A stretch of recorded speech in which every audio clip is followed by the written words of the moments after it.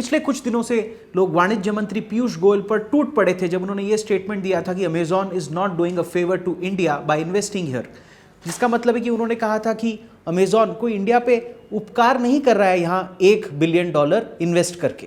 पर क्या आपने ये सोचा कि पीयूष गोयल ने ऐसी स्टेटमेंट क्यों दी? देखिए, हम उनकी पूरी स्टेटमेंट देखते हैं। उनकी पूरी स्टेटमेंट में उन्होंने ये भी कहा है कि Amazon.com अपने प्रोडक्ट्स लॉस में बेच रही है। लॉस में बेच रही है उसका मतलब क्या?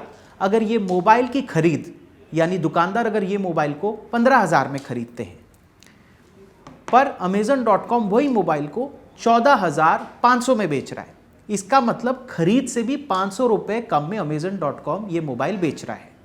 तो इससे दो चीज़ें होंगी। अमेजॉन से सारे लोग मोबाइल खरीदेंगे, अमेजॉन को इसका बहुत बड़ा घाटा होगा, पर ये जो छोटे और मंझोले हमारे दुकानदार हैं, ये लोग कभी भी 14,500 में 15,000 जिस मोबाइल की खरीद है उसको बेच नहीं पाएंगे। इससे ये सारी छोटी दुकानें बंद होना शुरू हो जाएंगी। इससे क्या होगा? हमारे देश में एक अनुमान है कि 3.5 करोड़ छोटी दुकानें हैं। अब हर छोटी दुकान में कई लोग काम करते हैं, और क्या होगा?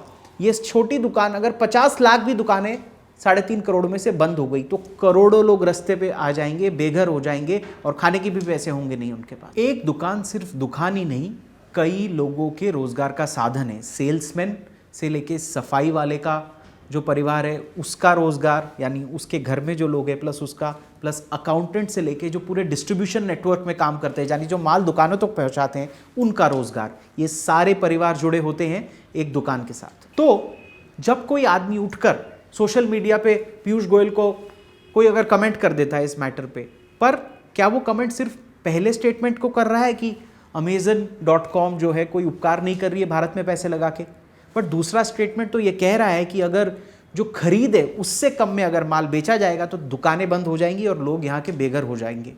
तो ये स्टेटमेंट को मेरे हिसाब से देखना चाहिए, इसके जो पूरा स्टेटमेंट दिया है उसको, और ना ही सिर्फ उसकी पहली लाइन लेकर इसके ऊपर टिक्का टिप्पणी की जानी चाहिए।